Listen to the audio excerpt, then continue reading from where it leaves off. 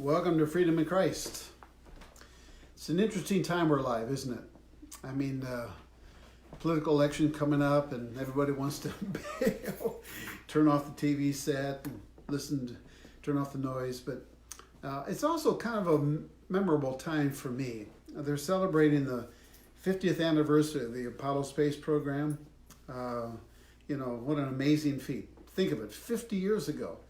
And the reason I think of it is because I had a little part in that. I actually worked for Honeywell during that time as an aerospace engineer, and we had the guidance system for the lunar lander. And so when they start talking about that, it brings back an awful lot of memories for me. It was a very exciting time to be alive, to actually be a part of that. And our guidance system, it was just a box about this big, but we shook it, we pounded it, and we did all kinds of things to it to make sure that that wasn't going to be the part of the mission that caused it to fail.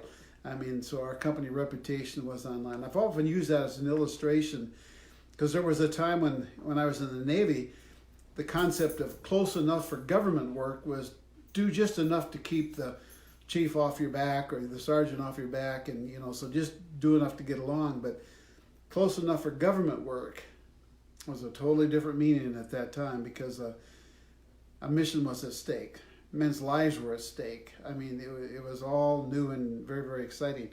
The Apollo 13 program will hang on my memory forever because the mission failed and they lost their major propulsion unit that would have taken them to the moon, and so they had to come back to Earth.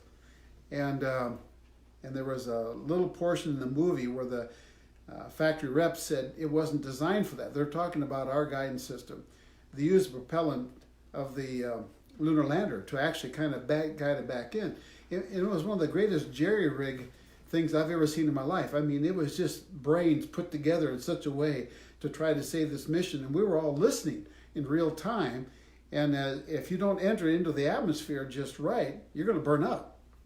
And so we were really concerned for the crew, and we were listening. Supposedly they would go out of communication as they entered the atmosphere for about 2 minutes. And then if you happen to see the movie, it's worth seeing, by the way. 2 minutes went by, 2.5, 3 minutes, 3.5, silence.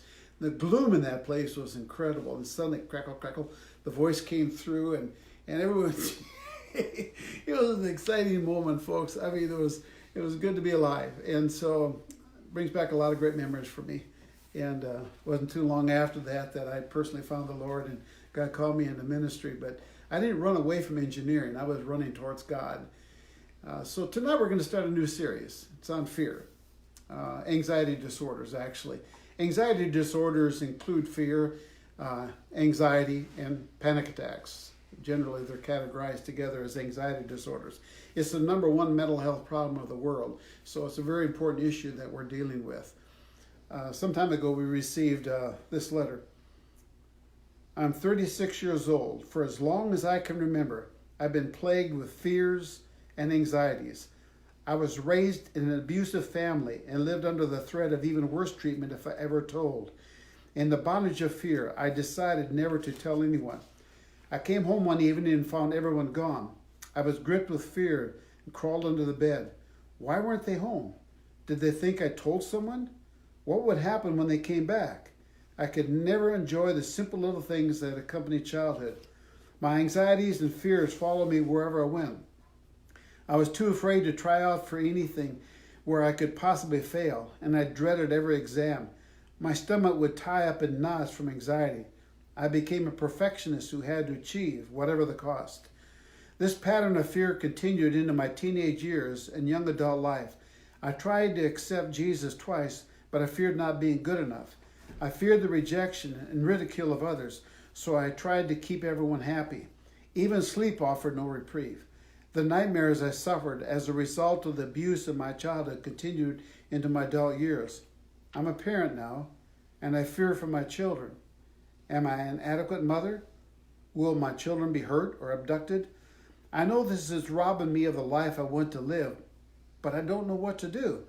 I feel like I'm living two lives.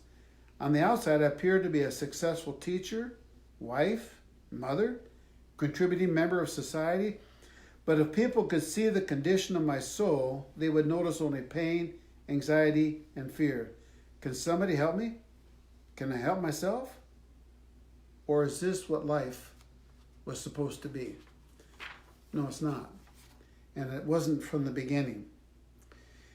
What an incredible time we're living in. I remember when they started to talk about the Hubble Telescope. And it was one of those stories just like I had with Apollo 13. All of this money that they put into it, I mean, it's a huge, huge effort and financial commitment. And then it went up and failed. But they were actually, because of our space technology, we're able to actually repair it up there. So it's a marvelous thing. And now they're just mapping the entire universe. And it is so expansive that they're only targeting just a little tiny portion of in a 365-degree spectrum, and so they can map it that way. And actually, what they're photographing could be light years away. And so where's it at now? I mean, who knows? I mean, but it's a marvelous thing. In the beginning, God created the heavens and the earth, and the Hubble Telescope is allowing us to see the extravagance of the universe. We can only get a tiny glimpse of it. And what we see is just mind-boggling. We can't even wrap our minds around. We only marvel as we look up into space. And we see supernovas and galaxies far bigger than our galaxy. And all humanly we could see before was our own little galaxy. But it's a small one and compared to many others. There are stars out there so big that if depicted on the same page with the Earth, our Earth wouldn't even be a visible dot. I mean, it's so extravagant. It's absolutely incredible. The heavens and the earth are telling forth the glory of God. Their expanse is declaring the work of his hands. Supernovas, black holes, all these kind of things. However, all of this created matter is finite. It's devoid of life. And it did not originate from existing material or matter. On the other hand, the Creator, think about it, is living, is eternal. The mind behind the universe. How big is God? We really cannot even imagine. We know he's omnipotent, all-powerful, could speak and bring creation into existence. I mean, it's just, we know he's everywhere present. If I go to the ends of the world, he's there. I mean, so we can't wrap our minds around that. What's interesting about that is the Earth, maybe other planets have organic life, but it's all subject to the law of death. It has a means by which it can propagate itself through procreation or root system or seeds or something. Otherwise, the species would die. But every organic substance that we know of eventually dies. It's like Einstein theorized that the universe is winding down. The laws of thermodynamics tell us that everything is actually moving towards more chaos. It is not getting more finite, it is getting more essentially chaotic. Now think about this. In all of the expanse of that universe, on a little planet Earth, God took some clay and breathed into Adam the life of God. Something totally unique and new was introduced into this whole universe. God shared his life with the man that he created in his likeness, in his image. No wonder in Psalm 8, the psalmist said, "Who am I that you would consider me?" And Adam and Eve were to rule over the birds of the sky, the beasts of the field, the fish of the sea. There may be other planets out there somewhere that got life on it, but it's all going to be subject to the law of sin and death as well. But Adam, I do believe, could have lived forever. He could have eaten from the tree of life. Unfortunately, he sinned and he died. Now, what's so amazing about this? The life that he gave to Adam. If you eat from the tree of knowledge of good and evil, on that day you will surely die. He ate and he died. You know, I was watching a program one night where this kind of a partner detective team, and one of them professed to be a Christian and the other one didn't, and he would always make fun of her, and he made the point. He said, Just read the first few chapters of the Bible, where he said, if you eat from the tree of knowledge and good and evil, you surely die. He ate, he didn't die, he lived 900 years. It just shows the faulty understanding that humanity has. He did die. He didn't die physically, he died spiritually. Spiritual life means his soul was in union with God. That his soul was in union with God. That he was alive spiritually. He was also alive physically. That means his soul is in union with his body. But when he died spiritually, he was separated from God. In Hebrew, death and hell are the same word, because essentially they're the same. It's hell to be separated from God. But now he's subject to the law of sin and death, and eventually he would die physically as well. Now, what happened was, as soon as he died spiritually, guess what happened to him? The first emotion he expressed was, I was afraid. What was he afraid of? Now, think about it. You're still in the Garden of Eden. There's no monsters there. There's nobody to attack him. There's no flesh patterns that he had to crucify. There's no neurological problem he had to take some medicine for. What was he afraid of? This is what I call the primordial fear, the primary fear, the one that has always been there from the beginning, at least from the beginning of the fall, from the beginning of man's story. He was afraid. And consequently, that fear has existed throughout all of humanity. You never hear it talked about because in most cases it's never defined to us. We fear snakes and we fear all kinds of other issues, but truth of the matter is what he feared at that moment was total isolation, total abandonment. To be nothing is more frightening than to be essentially totally alone and aware of it. From that time on, the search for immortality has always been a part of the ongoing story of humanity. Watch any program that talks about archaeological digs and finding civilizations in Latin and South America and over in Mesopotamia and places like that.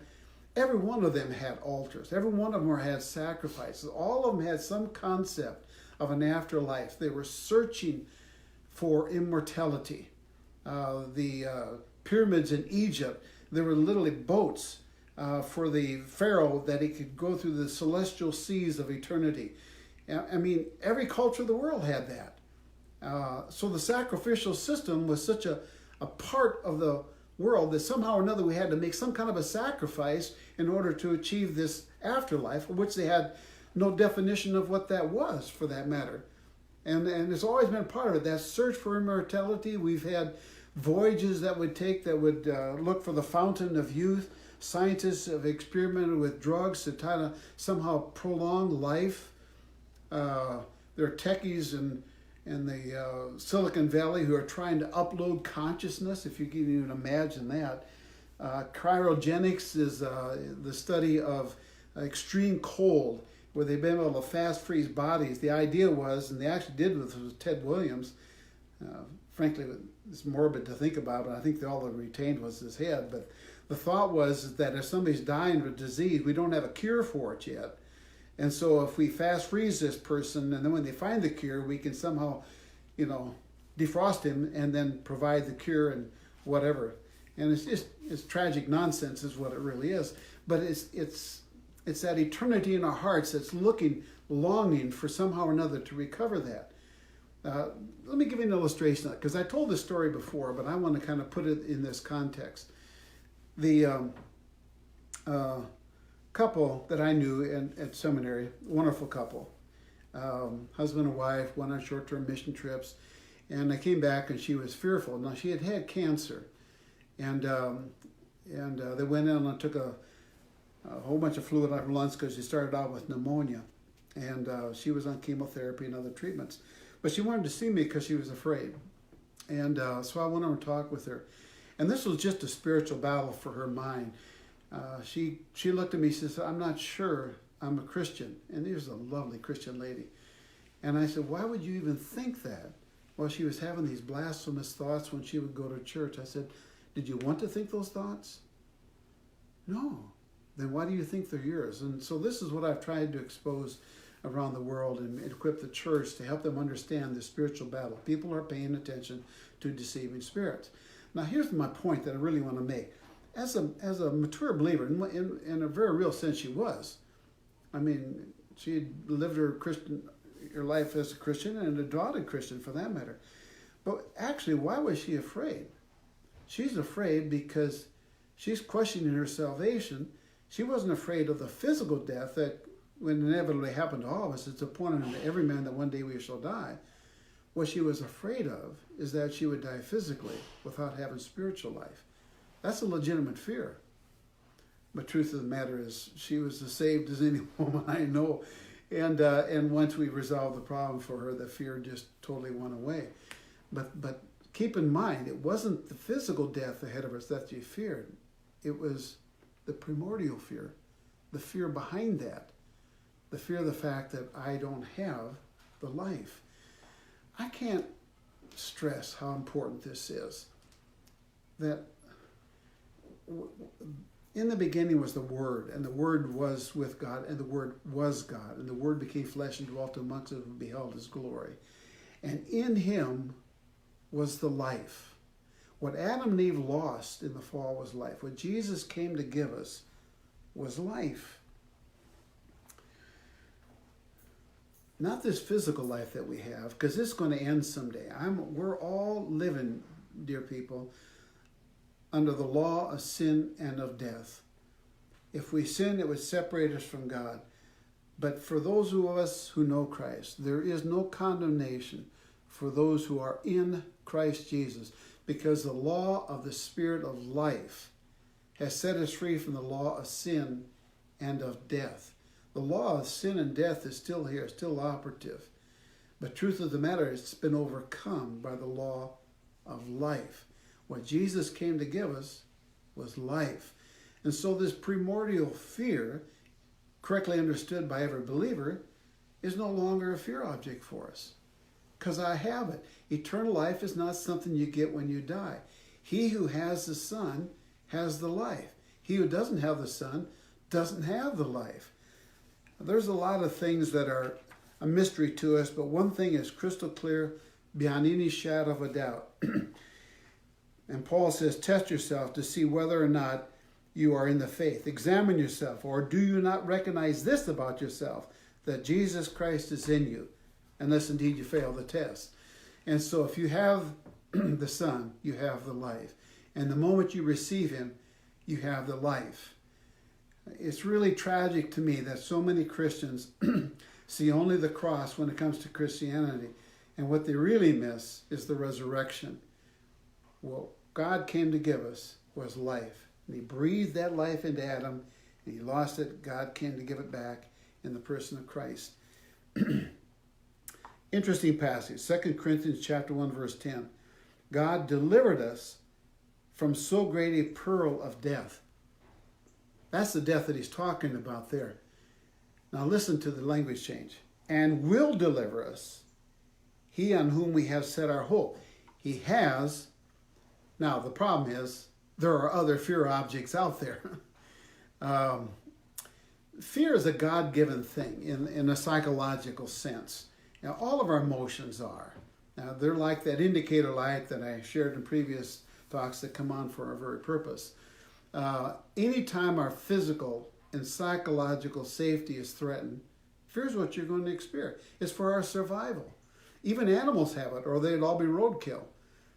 So that's a kind of a God-given thing that it's there for my protection. I'm not talking about primordial fear now. I'm talking about all the other fears that are around us. And now, this is so prevalent that you're talking about 40 to 50 million Americans right now are struggling with some kind of an anxiety disorder. It's keeping the pill people happy all around us. But truth of the matter is, that typically is not the answer. There's medicine that can help, especially bipolar depression.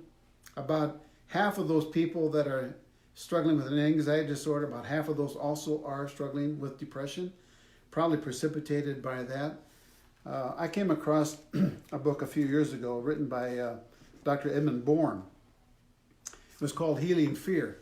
In the introduction of it, he explains that he had won the Benjamin Franklin Book Award for Excellence in Psychology. It was called the Anxiety and Phobia Workbook. He entered into that field of study himself because he had struggled with anxiety disorders. But 5 years after he published the book, he went through the worst period of anxiety himself and fear. And it prompted him to write a new book, and he called it Healing Fear. And this is what he said. The guiding metaphor for this book is healing as an approach to overcoming anxiety in contrast to applied technology. I feel it's important to introduce this perspective into the field of anxiety treatment since the vast majority of self-help books available, including my first book, utilize the applied technology approach. I don't want to diminish the importance of cognitive behavioral therapy and the applied technology approach. Such an approach produces effective results in many cases, and I use it in my professional practice every day. In the past few years, though, I feel that the cognitive behavioral strategy has reached its limits. CBT and medication can produce results quickly and very compatible with a brief therapy, managed care environment in the mental health profession at present.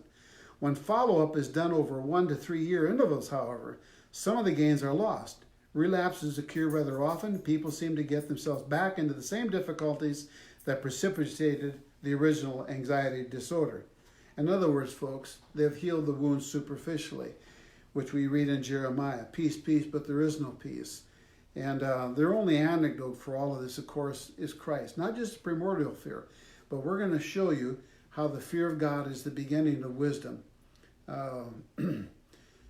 I would hope, if you listen to this whole series, that you'd be able to readily answer that question. How that is the beginning of knowledge for us. I'll delay that a little bit, however. Dr. Bohr believes that anxiety arises out of a state of disconnection. Couldn't agree with him more. Disconnection from God. That's what hell is. That's what death is. Spiritual death. And he went on to say in his book, in my own experience, spirituality has been important, and I believe it will come to play an increasingly important role in the psychology of the future. Holistic medicine, with its interest in meditation, prayer, and the role of spiritual healing and recovery from serious illness, has become a mainstream movement in the 90s. Now, this is a long time ago. I believe there will be a holistic psychology in the not-too-distant future, like holistic medicine, that integrates scientifically based treatment approaches with alternatives, more spiritually based modalities. I don't think that's come to pass, sadly so. I mean, I totally welcome that kind of perspective, especially from the medical field. But truth of the matter is, I think our spirituality has probably declined here in the West, sadly so. And I see a lot of skepticism, and right now it seems like we're more under fire than we've ever been. But that doesn't affect me or who I am or what I believe, folks. God is the answer, and we're going to try to show you how as best as we can. I want you to think about this. Let me define a few things if I can. What's the difference between fear and anxiety? Well, anxiety is like fear without an adequate cause. People are anxious because they don't know. Whereas fear has an object. In fact, we categorize fear by the object. Claustrophobia, fear of enclosed places. Arachnophobia. Did you see the movie? Fear of spiders. And they got a whole list of those that you can have. And actually, they're in our Steps to Freedom in Christ. And we'll explain how we get at that in another session. But now, in order for a fear object to be legitimate, it has to have two attributes. It has to somehow, in my own mind, be eminent and potent. I use those words very carefully here. In other words, it has to be here right now. And I have to perceive it as maybe having some influence or some power over me. Now, let me illustrate. I don't like rattlesnakes. I got to admit, I moved to Tennessee from Arizona, and my house, I had 6 of them on my property before I moved away from them. One in my garage one time. I don't like rattlesnakes. Now, right now, as I talk, however, I have zero fear of rattlesnakes? Nothing. Why not? There's none here. Now, if you were to throw one through the door and it landed right here, folks, I would head that way. I would go from 0 to 10 instantly. I mean, that's for my survival. I mean, now, what if you threw one in and it was here, but it was dead? Provided I was sure it was dead. I probably wouldn't go to a 0, but I'd kind of look down and kind of test it out a little bit. But my point is, all you have to do is remove just one of the attributes and it no longer exists as a fear object. Now, keep that in mind as we go through these whole series, because you're looking at the answer, essentially, to deal with fear. The big three, as I call it, are fear of people, fear of death, and fear of Satan. Let's just briefly look at those for a moment. Now, let me point out something else before we do that. Let's go back to the snake illustration again. There are some snakes that aren't poisonous. I grew up in southern Minnesota. We had garter snakes, little green things, harmless, basically. I'd pick them up as a kid. I knew they were harmless, and so they didn't bite. I mean, maybe they would bite you, but it wouldn't do you any kind of a damage. I used to play with them. They were in the foundation of our barn, actually. And now, let's move into the city someplace, and there's a fenced-in backyard, and you got a 2-year-old out there, and the mother's watching the 2-year-old, and all of a sudden, a little garter snake kind of sneaks along. And what would that 2-year-old do? Chances are he would go over and pick it up. What would his mother do? Freak out, probably. Now, actually, that child is harmless. The child has no knowledge of snakes. It's just a moving little thing. It's fascinating to them. The adult has knowledge of snakes. Now, a little knowledge of that snake would probably cause one to fear it. A lot of knowledge. If you're a zoologist, would you be afraid of that garter snake? Absolutely not. You would hold it, pick it up, move it around, whatever else.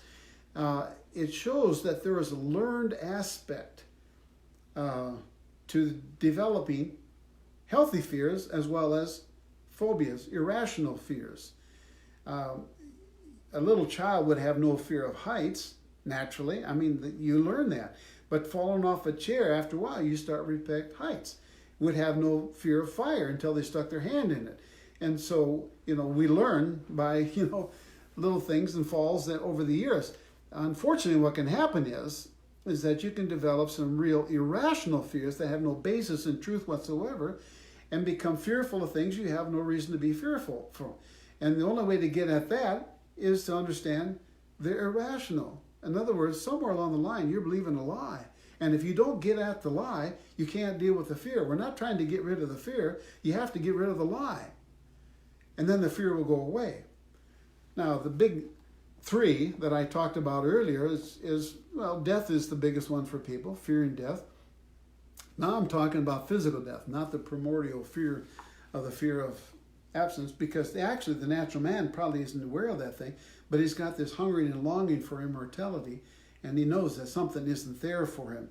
Why doesn't he understand that? Well, unbelievers are darkened in their understanding and excluded from the life of God. Just think about that for a moment. That's what Paul says in Ephesians chapter 4, verse 18. Excluded from the life of God. It's that life within me that gives me the mind of Christ, that I can be able to discern things that I could not as a natural person. And so if anybody should be living without fear, it really should be a true believer.